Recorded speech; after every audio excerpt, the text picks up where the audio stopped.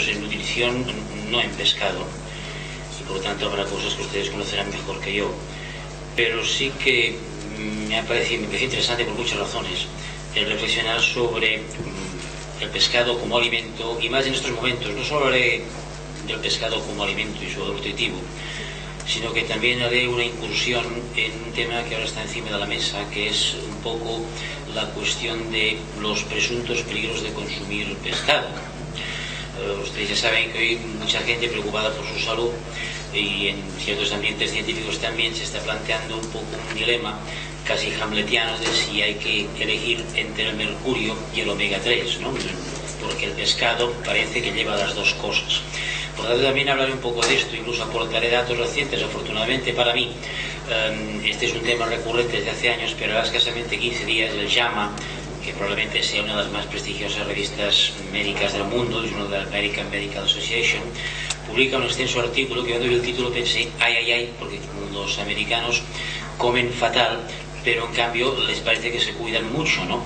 Yo pensaba que el artículo advertiría de los terribles peligros que comporta el mercurio del pescado, porque en Estados Unidos hay autores que están presionando mucho en este sentido. Y no, el trabajo precisamente concluye de una forma muy rotunda que hay que seguir comiendo pescado, y que solo en el caso de mujeres embarazadas y solo para algunos pescados que curiosamente en este artículo excluyen al atún, o sea, el que carga una mochuela es el emperador, ciertas formas de tiburones y una lubina gigante o algo así, que no he conseguido saber exactamente qué pescado quieren decir ellos. Por lo tanto, yo les adelanto que merece la pena comer pescado, y merece la pena comer más pescado del que se come como media. Además, en estos momentos también está ocurriendo otro fenómeno que yo creo, y lo someto a su consideración, que en el caso del pescado se ha producido menos, que es que todos los sectores de los alimentos han creado su instituto, su fundación, su entidad, que está dedicada a cantar pues los grandes beneficios de comer toneladas del producto que defiende, ¿no? El vino ya hace tiempo que lo hizo, como es lógico la cerveza, digo yo, ¿por qué no? Pues también, y así sucesivamente, el Instituto de Estudios del Huevo, y claro, si hacemos caso a todos, lo que vamos a hacer es reventar de todos de tanto comer aquello que es tan bueno, ¿no? Por lo tanto, conviene recordar lo que se practicaba cuando uno era chico, que entonces nadie había oído hablar de la dieta mediterránea, pero practicaban una cosa que podría ser más o menos esto que ahora se presenta como dieta mediterránea, que es un concepto, como yo he escrito alguna vez, y creo que el señor Fábregas está de acuerdo conmigo, que es un concepto confuso, profuso y difuso, que obedece a ciertas razones, pero que evidentemente desdibuja las cocinas más locales, que son las que probablemente habría que revalorizar. Por lo tanto, conviene decir, a la hora del pescado y cualquier otro alimento, que no hay alimentos buenos ni hay alimentos malos. Ni la hamburguesa es mala. Aunque a veces la ministra parece empeñada en que sí, pero no. Ni la hamburguesa es mala. Es decir, que lo que hay es buenas o malas dietas. De la misma manera, tampoco hay alimentos imprescindibles. Ninguno. Lo que pasa es que hay algunos de los que si prescindimos podemos quizá correr más riesgos que otros, pero ninguno es imprescindible. Porque todo, y además todos los alimentos, todos, en el caso del pescado, pues también con mayor razón, podrían ser considerados bajo este prisma que ahora también se lleva mucho, con razones científicas, pero también con ciertas deformaciones y simplificaciones, que es el concepto de alimento funcional. Como decía una editorial del Food Technology hacía unos años, y es una revista nada sospechosa de defender, por decirlo de alguna manera, lo natural, porque más bien está decantada, por decirlo de alguna manera, del lado de la industria, en que había un autor que con mucha sensatez decía, al paso que vamos, ningún alimento querrá no ser considerado funcional, porque todos llevan algo que tiene algún beneficio para la salud. Por lo tanto, dietas correctas hay muchas, pero sí muchas. Pero lo que sí podríamos decir, de ahí estamos hablando del pescado, es que hay algunos alimentos en los que convendría que nuestra sociedad asumiera que hay que comer más, por razones nutricionales, también evidentemente gastronómicas, pero sobre todo nutricionales. Y entre estas evidentemente está el pescado y la verdura. Hoy toca hablar del pescado. La gente joven come poco pescado. También, según datos que han aparecido últimamente, parece que come poca carne, que tampoco es bueno. Es decir, que convendría revalorizarlos. Como ya he dicho yo antes, ningún alimento es imprescindible, pero hay algunos grupos de alimentos de los que si prescindiéramos radicalmente, pues tendríamos que esperarnos más en complementar la dieta consiguiente. Y aquí entra, por ejemplo, las carnes, las dietas radicalmente exentas de carnes asumen un cierto riesgo de un déficit de hierro, sin lugar a dudas, y en eso yo también discrepo mucho de que coloquemos las carnes rojas arriba de todas las pirámides diciendo que eso hay que comerlo solo de vez en cuando como si fuera un croissant. No es cierto, no es cierto, por más que lo digan sabias sociedades científicas, hay que comer un poco más de carne. Sin leche y derivados correríamos un riesgo de no ingerir o no absorber, más que no ingerir, no absorber suficiente calcio, y evidentemente sin pescado, y sobre todo sin pescado azul, tendríamos un cierto riesgo de no ingerir suficientes ácidos grasos omega 3.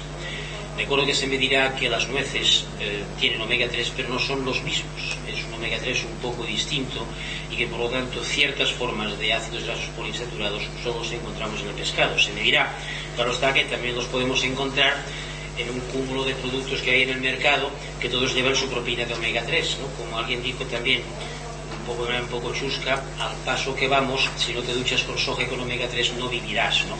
Y claro, no es esto, no es esto. Una dieta variada aporta todo lo que hace falta, no hacen falta propinas para nada, salvo para poblaciones muy concretas. Dicho esto, vayamos al pescado. En concreto, ustedes los conocen mejor que yo, las variedades de pescados que consumimos pertenecen a grandes rasgos a todos estos grupos, entonces pongo aquí. Por un lado están los peces teleósteos o óseos, y por otro lado los cartilaginosos, y también hay alguna consideración sobre el marisco, evidentemente, crustáceos y moluscos, que también reúnen una serie de características nutricionales, no siempre iguales a las del pescado, pero sí evidentemente muy próximas. Una primera cuestión que hay que decir es que el pescado tiene una característica que probablemente dificulte un poco su consumo y el aprovechamiento integrado del producto, y es que la fracción comestible del pescado es proporcionalmente menor que los animales terrestres, y esto también da un trabajo suplementario a la hora de prepararlo. Esto quizá también sea un factor a considerar por cuanto no se hace un consumo suficiente del pescado, este trabajo de preparación que comporta. La composición del pescado, de los pescados, es bastante variable y además en muchos casos estacional. Por descontado cuenta la especie, pero también muchos factores como la parte del animal, la edad. En el pescado, como en las personas, por ejemplo, pues con la edad aumenta la proporción de grasa, entre otras cosas, el estado fisiológico antes o después de la freza, y por descontado la época del año, asociado con esos estados fisiológicos, y la región de captura. Ya lo veremos también, y ustedes deben saber muchísimo mejor que yo, que desde el punto de vista dietético, dicho mucho en síntesis, los mejores pescados son aquellos que son de climas fríos, del hemisferio norte y preferentemente del mar, puestos a sintetizarlo mucho. Esto admite muchos matices, porque con el pescado ocurre algo que también ocurre en general con los alimentos, que es que no hay que mitificar las composiciones. Luego yo daré también algunos datos que muchos de ustedes ya conocerán sobre las proporciones de los distintos nutrientes en el pescado, pero claro, a la hora de concretar estos números hay que tener presente esta variabilidad. Afortunadamente la nutrición, en cierto modo, no es una ciencia absolutamente exacta, es un proceso biológico y por lo tanto está sometido a ciertas variaciones. Hay dos grandes grupos de especies de pescado, las marinas y las de agua dulce. El valor nutritivo es similar, pero no es el mismo. También en ese sentido ganan las especies de agua marina. Suelen ser más ricas en yodo, porque en el mar encontramos yodo, y no en todas las zonas del interior bañadas con aguas dulces hay el yodo suficiente en el medio como para que pase a los peces que allí se producen, aunque en ciertas zonas sí puede ser. No es una regla universal que cuanto más lejos del mar menos yodo hay en el medio. Hay zonas en que hay mucho yodo aunque estén lejos del mar, pero en general el mar asegura más este aporte. Y las grasas, sobre todo en los pescados grasos, de los pescados de río, desde el punto de vista dietético también son menos interesantes. Es decir, el contenido, luego volveremos sobre ello, pero las grasas es probablemente un tema clave en el valor nutritivo del pescado. Ustedes ya conocerán que los ácidos grasos insaturados se dividen en dos grandes grupos, los omega o N3 más insaturados, los omega o N6. En ese sentido es bueno que la proporción de omega 3 sea significativa, sin ser excesiva. Pues bien, esta proporción es más significativa en los pescados de mar que en los pescados de río, tienen más omega 6 en proporción. Desde luego hay pescados que son mitad y mitad de río y de mar. Los salmones van del mar al río y las anguilas, por ejemplo, del río al mar. Esto también un poco determina su composición, porque al fin y al cabo también, como ocurre con todos los seres vivos, en parte la composición de los pescados depende de lo que comen, y por lo tanto que coman preferentemente fitoplancton, zooplancton o algas, fitoplancton, la proporción de ácidos grasos poliinsaturados será distinta. Desde este punto de vista es más interesante que coman zooplancton, porque serán más ricos en el ácido poliinsaturado más interesante, que es el docoso hexaenoico, como luego veremos. Hoy aquí hemos venido a hablar, supongo que sobre todo del pescado de mar, pero es evidente que, y esto aquí también no quisiera repetir mucho, pero ustedes lo sabrán mejor que yo, estamos llegando a aprovechar en exceso el mar y por lo tanto a comprometer su futuro como factor de producción o como medio de producción de pescado. Por lo tanto, probablemente para alimentar a la humanidad, nosotros si queremos que coma más pescado o promocionarlo, habrá que ir cada vez más a la acuicultura, pero evidentemente también la acuicultura tiene sus diferencias, y en ese sentido hay que señalar que suelen ser pescados menos ricos en las fracciones nitrogenadas solubles y por lo tanto menos sabrosos, y también el perfil lipídico no alcanza los mismos niveles que el pescado marino. El componente mayoritario del pescado es el agua, en cualquier caso. Esto le confiere a este producto, cuando es fresco, inestabilidad. Los productos, cuanto más agua contienen, menos estables son, por lo tanto tienen una vida, un periodo de vida relativamente corto. Si a esto añadimos que la estructura muscular del pescado es más abierta, menos consistente, las llamadas proteínas del estroma, las más estructurales, son menos sólidas, por decirlo de una forma simplificada, eso determina que el pescado sea muy digestible, en promedio es más digestible que la carne, una cierta diferencia, pero también es más deteriorable, y en ese sentido también el más interesante desde el punto de vista dietético de los pescados, que es el rico en grasas y por lo tanto el pescado graso, es menos estable porque sus grasas, al ser muy insaturadas, se oxidan también con más facilidad. Probablemente el gran nutriente del pescado, junto con los ácidos grasos a los cuales ya me he referido, es la proteína. Estamos ante una proteína de alto valor biológico y además, como ya he dicho antes, muy digestible. Los pescados, como las carnes, tienen muy pocos hidratos de carbono. Por ahí no nos proveeremos de hidratos de carbono, por lo tanto en la dieta deben ir acompañados, y la cocina esto ya lo hace evidentemente, pues de féculas, de pinones, de productos más o menos feculentos que complementen, con efectos de lograr un equilibrio, este poco aporte. Algunos crustáceos, algunos moluscos y ciertas formas de caviar tienen algo más de glúcidos, pero en cualquier caso nunca es una proporción significativa. Un mejillón puede llegar a un torno a un 2%, también depende un poco de las técnicas de cría, pero no mucho más. El contenido de grasa del pescado es variable y es lo que determina en cierto modo la posibilidad de clasificarlo. Consideremos pescado graso, aunque aquí cada autor tiene sus criterios, es un concepto muy relativo, aquellos que tienen entre un 8 y un 15% de grasa o incluso más, el pescado blanco, como se dice en el lenguaje coloquial, o el magro, pues tendría menos del 1%, y los intermedios tendrían entre un 2 y un 7%. Puestos a hacer un poco una clasificación de los pescados, también en función de los macronutrientes a los que me he referido, ven ustedes el contenido en agua, que es muy más marcado. Evidentemente los pescados grasos, como ocurre con las carnes, cuando aumenta la grasa disminuye el agua. Lo mismo que ocurre en nuestro organismo cuando envejecemos, que tenemos menos agua y más grasa, fisiológicamente y con nuevo peso, no me refiero a problemas de sobrepeso. Por lo tanto, el pescado graso o semigraso tiene algo menos de agua, en proteína mantiene más o menos la misma proporción, y los crustáceos tienen algo menos de proteínas, entre un 15 y un 20, y los moluscos también depende mucho de variedad y especie, pero a grandes rasgos algo menos. La porción comestible pues es relativamente baja, hay una buena parte que evidentemente se desecha, aunque también aquí habría que considerar, por ejemplo, pues la costumbre, sobre todo los pescados de tamaño pequeño, de comerlos con la espina incorporada, lo cual es altamente deseable desde el punto de vista dietético, no hablo de gustos, ¿no? Porque esta espina significa calcio y significa flúor, entre otras cosas, que lo cual es un aporte siempre muy importante. Puestos a detallar un poco más dentro de los grandes componentes del pescado, empezaremos por los compuestos nitrogenados, las moléculas que llevan nitrógeno. Aquí hay dos bloques de componentes, ¿no? Las proteínas, las que primero uno piensa, pero en el caso del pescado son muy relevantes unos componentes a los cuales no siempre se presta suficiente atención desde el punto de vista nutricional, que son los llamados compuestos nitrogenados de bajo peso molecular. Esto incluye nucleótidos, por ejemplo, incluye aminas, incluye creatinina, una serie de componentes que en el pescado juegan un factor muy determinante a los que luego me referiré.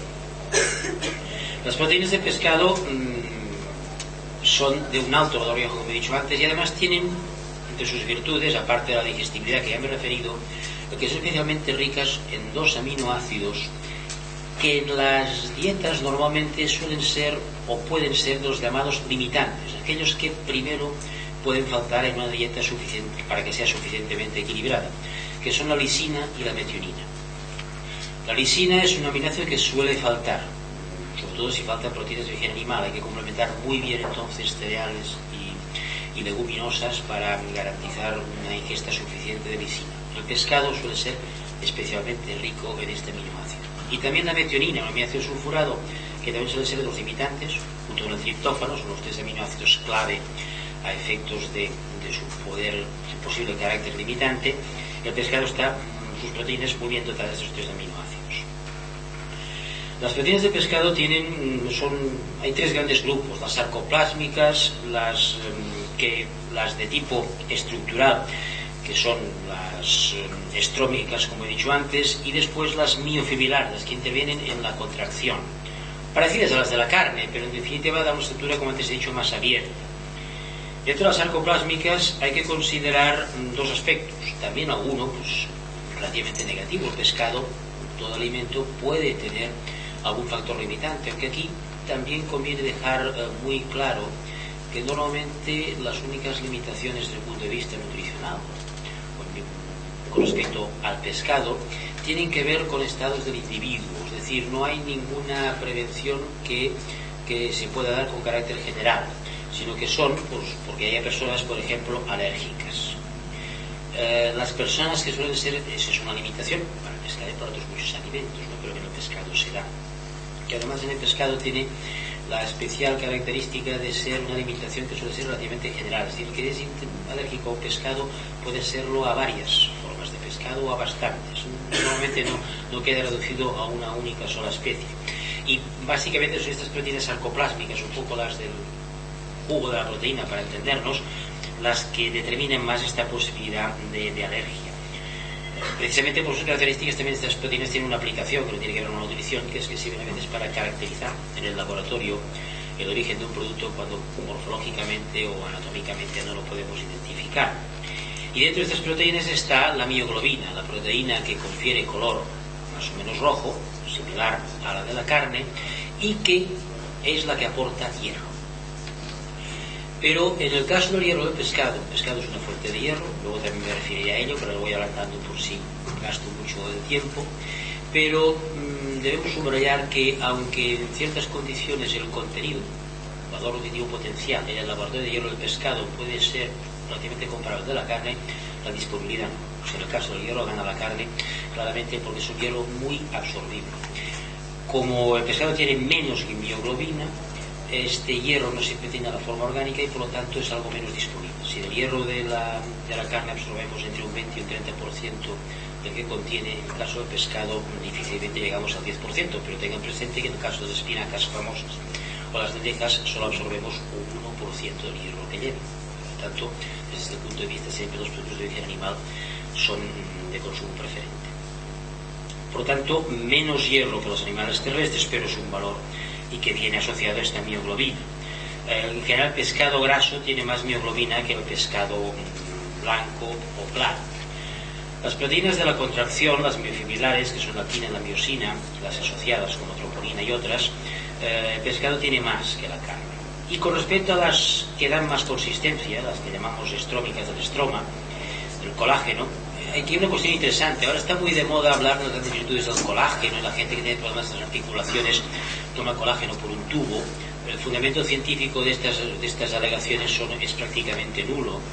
Y además el colágeno, que al fin y al cabo es la materia prima para la gelatina, es una proteína desde un punto de vista dietético poco interesante, es poco relevante. Pero dentro de esta poca relevancia, de esta fracción de la proteína, sí que hay que decir que el colágeno del pescado es mejor que el de la carne. Es un poco más rico en aminoácidos, aunque los buenos están en las otras fracciones de proteínas a las que antes me he referido.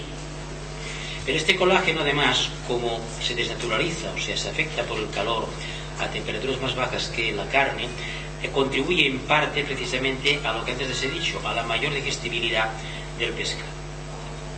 Con respecto a los compuestos nitrogenados solubles, es decir, los que tienen bajo peso molecular, ya iré acelerando.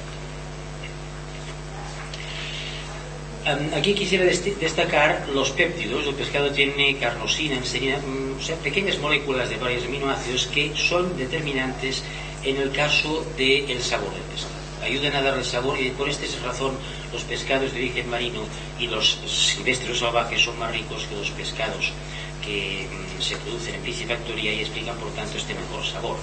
También hay sustancias como ciertas aminas biógenas de bajo peso molecular, como la histamina, a que luego quizá me referiré. También son estos productos de bajo peso molecular los precursores de los productos como las aminas volátiles o el mismo amoníaco, que determinan el carácter desagradable del pescado cuando se deteriora.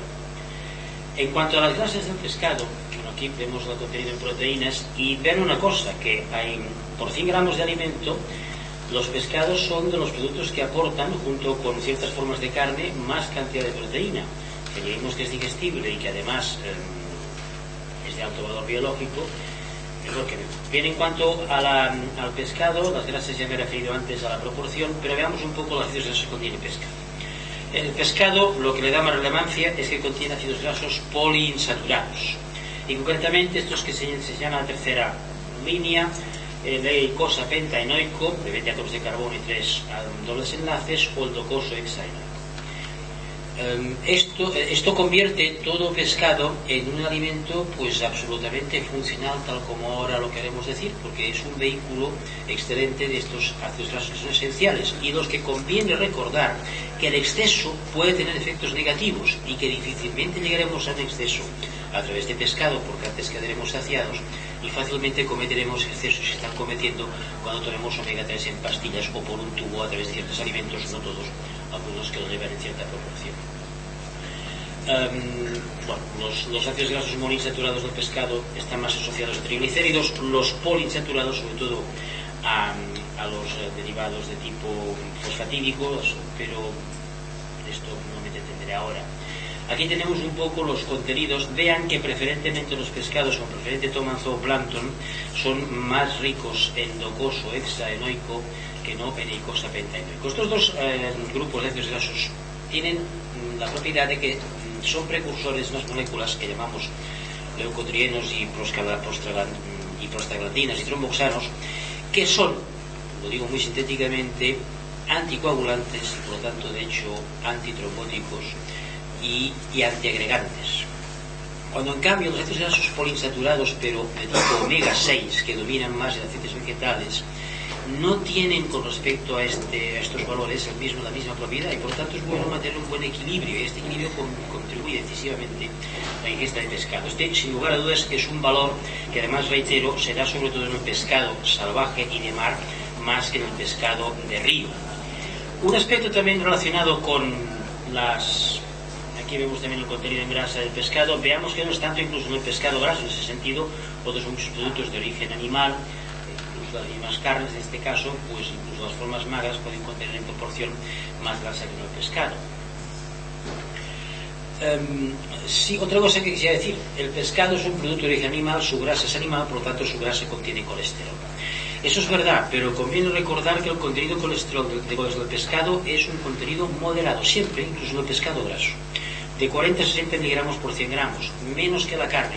Se exceptúa el marisco, que tiene más, pero en el marisco conviene recordar que una parte de los esteroles que contiene, que hasta no hace mucho se computaban como colesterol, hay autores que estiman que en realidad se trata, porque filtra las aguas y por lo tanto ingieren muchas algas o productos a partir de algas, que en parte son fitoesteroles, o sea, esteroles de tipo vegetal, que por lo tanto tendrían los efectos del colesterol. Si a esto añadimos que el colesterol ingerido, el exógeno, es menos relevante que el endógeno en cuanto a su poder patológico, veremos que el pescado no es una fuente especialmente relevante de colesterol. Serían mucho peores en ese sentido los sesos, los huevos, el hígado, la mantequilla, y las carnes magras estarían un poco en medio, un poco por encima. En cuanto a vitaminas, El pescado es especialmente rico en vitaminas liposolubles, sobre todo el pescado graso, pero aquí cabe destacar una cosa: es especialmente rico en vitaminas A y D, pero es relativamente pobre en vitamina E. Esto le confiere al pescado, de una forma natural, una cierta dificultad en cuanto a su estabilidad, porque la vitamina E es antioxidante y por lo tanto, al ser relativamente pobres en esta vitamina E, es un factor más de una cierta falta de estabilidad, por lo menos de deterioro más rápido que otros productos por parte del pescado graso. De vitaminas hidrosolubles el pescado aporta del grupo B, y es muy interesante que aporte sobre todo vitamina B12, porque sobre todo los vegetales no se encuentran. Vitamina C hay muy poca. En cuanto a minerales, por sintetizar ya voy acabando, el más relevante es el yodo. El yodo es un mineral que no está muy difundido, y el pescado, fundamentalmente el de origen marino, es una fuente segura y muy interesante de yodo. También aporta hierro, aunque he dicho con ciertas limitaciones frente a la carne, pero es un aporte interesante y sustantivo. Es una fuente relativamente importante, como son las mismas carnes también, de zinc, que es un elemento al cual hasta ahora no se le prestaba mucha importancia y que, sobre todo en la vejez, su déficit puede estar asociado a ciertas mermas, por ejemplo, en cuanto a la percepción gustativa por parte de la gente mayor. Y lo que sí tiene como inconveniente, si ustedes quieren, es que el pescado por sí mismo es bastante rico en sodio. Pero de todas formas, también en la cuestión sodio-hipertensión es una cuestión a relativizar hasta cierto punto, y al fin y al cabo es mucho más importante el sodio que se añade en forma de sal en muchos derivados del pescado. El pescado fresco contiene más sodio que otros productos, pero no mucho. Es rico también en fósforo y su hierro y yodo, ya hemos hablado antes. Sobre el sodio ya me refiero a esto, evidentemente potasio es relativamente poco, en ese sentido los vegetales contienen más, pero es bastante interesante. De calcio y de fósforo también lo es, y lo es también de hierro y de magnesio. El hierro he dicho que es menos disponible, pero evidentemente es más disponible que el hierro de los vegetales. Por lo tanto, los valores del pescado ya los he sintetizado: proteína, ácidos grasos omega 3, no es tanto el colesterol como se dice, y sobre todo en cuanto a los omega 3, si comiéramos de 2 o 3 veces por semana pescado azul, no hace falta ir a buscar los ácidos grasos omega 3 en otros productos funcionales que en muchos casos no aportan gran cosa, y lo que sí aportan es mayor precio a los productos, digámoslo claro. Solo se justifican en el caso de personas que ya tengan un riesgo, de personas que tengan un colesterol un poco alto, puede, para asegurar la ingesta de omega 3, recurrir a estos productos funcionales, pero en una dieta normal, con el pescado azul y con las nueces, no lo necesitamos. Y finalmente el tema balance pescado y mercurio, muy brevemente y con datos, que luego cuando se publique el trabajo haré mis deberes o pondré esto negro sobre blanco y tendrán las cifras. En Cataluña se han hecho unos estudios sobre dieta total en la Facultad de Medicina de la Universidad Rovira y Virgili y en la Facultad de Farmacia de Barcelona, los profesores Domingo y Nobel, que han hecho, en vez de hablar de emociones, de percepciones y de miedos, analizar, buscar datos. Son datos de los pescados que se consumen en Cataluña, no pescados en Cataluña, los consumidos. Es una dieta que va al mercado y que coge lo que la gente compra, venga de donde venga. Y esto sería extrapolable en el resto de España, creo que con casi toda seguridad. En algunos sitios también se hacen análisis de este tipo. Vayamos, estos son los 4 grandes metales, de los que sí que es verdad que el pescado se contamina más. Como también el pescado se contamina más, y esto habría que velarlo, con las sustancias llamadas disruptores endocrinos. Eso también es verdad, pero las contaminaciones no llegan a justificar en ningún caso que se deje de consumir. Para no gastar demasiado tiempo, vayamos al mercurio y vayamos a esto, a datos resultantes de este estudio. Las concentraciones más elevadas de mercurio en alimentos, me refiero a la dieta que se consume en Cataluña, se han detectado en pescado y en el marisco. La ingesta diaria de mercurio total y de metilmercurio se ha estimado en 21,2 microgramos por día y 8 microgramos por día respectivamente, y proviene principalmente del consumo de pescado. Pero ahora, para ambas formas, las ingestas semanales calculadas de 22,1 microgramos por kilo y semana y 8 microgramos por kilo y semana respectivamente están dentro de los márgenes de seguridad establecidos por la OMS de 5 microgramos kilo por semana para el mercurio total, estamos a menos de la mitad, y 1,6, una sexta parte en el caso del metilmercurio. Claro, esto es para seguirlo vigilando, evidentemente, es decir, no es un tema baladí, pero no se justifican las campañas que arguyen, como alguien una vez decía no hace mucho en un simposio que hubo en Madrid sobre alimentos funcionales, que había un personaje que me ahorraré de calificar y decirles el nombre, que decía: como el pescado está contaminado, tomen ustedes mis funcionales, leche con omega 3, ¿no?, que así no se contaminarán con mercurio. A lo cual un servidor de ustedes respondió con una cierta energía. En cualquier caso, dicho muy simplificadamente, hay que cuidar el mercurio. Se están tomando medidas. Ustedes habrán leído hace pocos días en los periódicos que las minas de Almadén prácticamente se han cerrado. Cuando éramos pequeñitos estudiamos que las minas de mercurio de Almadén que explotaban los romanos se han cerrado. El uso del mercurio se está limitando. También la contaminación medioambiental por dioxinas se está bajando. Pero hay que vigilar, eso sí que es verdad. Pero de momento merece la pena comer pescado y más del que solemos comer. Nada más, muchas gracias.